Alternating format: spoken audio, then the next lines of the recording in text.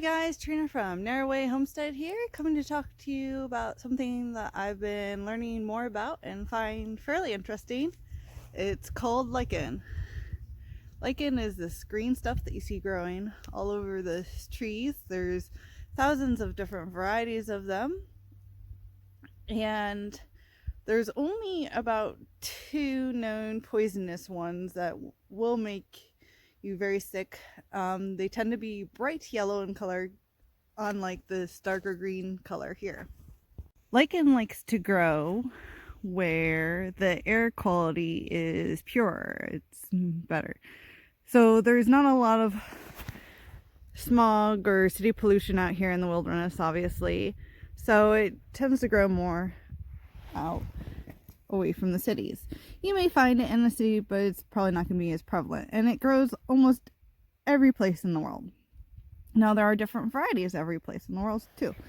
What I'm looking at here is called Ursina. And this is a fungi slash algae type of wild edible. Now, to make it edible, you would have to boil it and do multiple water changes, and it's really more of a survival food. If you're really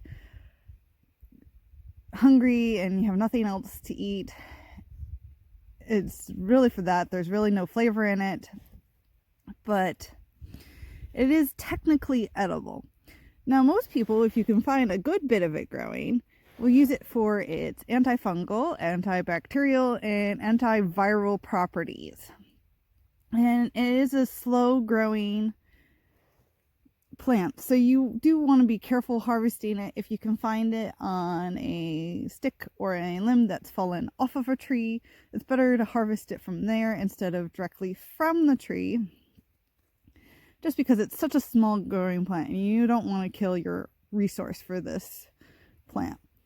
And what people do is, like, say you have a wound, you could use it for a bandage. You could boil it and use it as a bandage. You could, with caution, put it straight on a wound if you're out in the wilderness and you're in a survival situation. You could also harvest it and take a little bit back home, dry it, grind it up, and put it in your foods that way to help prevent stuff like the common flu and colds, prevent fevers, prevent sore throats.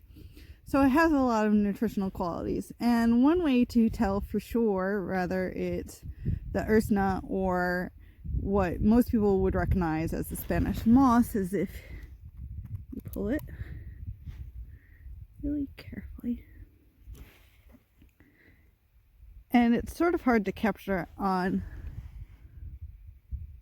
your phone, but inside, when you pull the green away from the root, there should be a very thin white cord instead of a black cord. The Spanish moss would have a black cord. The Ursina has a thin white cord. So that's how you tell the difference. The 2 varieties, like I said before, that are known as toxic are bright yellow.